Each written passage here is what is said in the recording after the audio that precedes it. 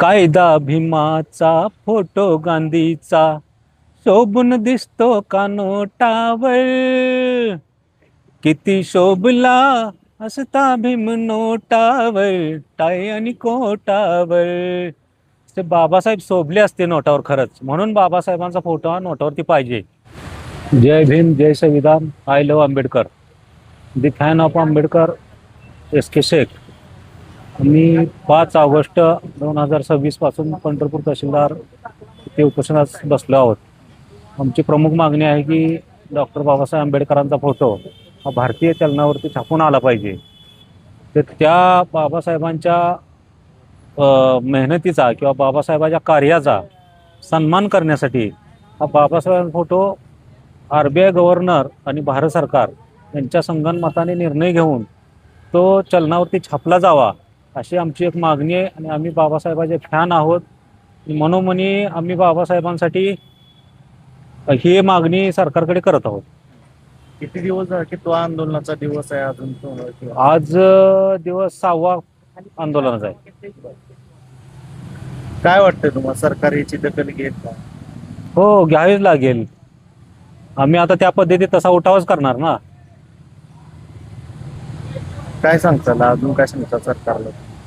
सरकारला काय, एक मी त्यांना गाणं म्हणून दाखवीन जे माझ्या आवडीचं गाणं आहे. कायदा भीमाचा फोटो गांधीचा शोभून दिसतो का नोटावर. किती शोभला असता भीम नोटावर, टाय आणि कोटावर.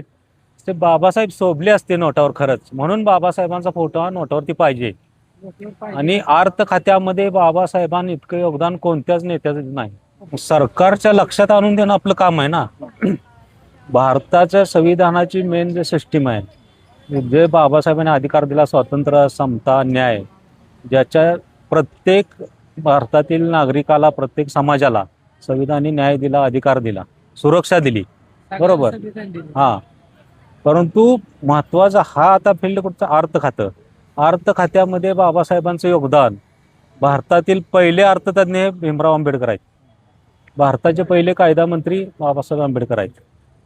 वित्त आयोगाची स्थापनाही बाबासाहेबांनी केलेली आहे. इतकंच नाही तर विश्वरत्न त्यांना का बोललं जातं, तर अमेरिकेची जी इकॉनॉमीची बेस आहे इकॉनॉमीचा, तर तोही तो देणारे जॉन केन्स, जे न्यू वर्ल्ड क्लासिकल इकॉनॉमीचे जनक बोलले जातात त्यांना, तर त्यांनाही बाबासाहेबांच्या प्रश्नांनी विचार करायला लावला. त्यांनाही थांबवलं किंवा भारताची इकॉनॉमी त्यांच्या विचारावर येणार होती, कोणा, जॉन केन्सच्या. पण बाबासाहेबांनी त्यांना असे प्रश्न टाकले की तुम्ही आमच्या अर्थकारणामध्ये काय योगदान देणार आहे, किंवा आमचा आर्थिक रुपयाची स्थिरता कशी आणणार आहे, किंवा त्याचा विनिमय कसा होणार आहे. तर त्याचे उत्तर देऊ शकले नाही जॉन केन्स.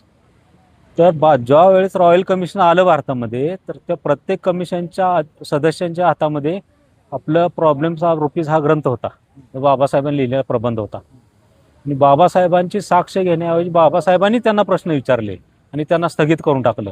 आणि शेवटी बाबासाहेबांची जी प्रस्तावना आहे प्रॉब्लेम ऑफ रुपीज या ग्रंथाची, ॲज इट इज प्रस्तावना हा RBIची आहे, हे तुम्ही लक्षात घ्या. म्हणजे आणि RBIचा जो फॉर्म्युला आहे तोच प्रॉब्लेम ऑफ रुपीज या ग्रंथाचा आहे. म्हणून तर अर्थतज्ञ, अर्थ खात्याचे बाप म्हणजे डॉक्टर बाबासाहेब आंबेडकर. आणि म्हणूनच त्यांचा फोटो हा चलनावरती आला पाहिजे.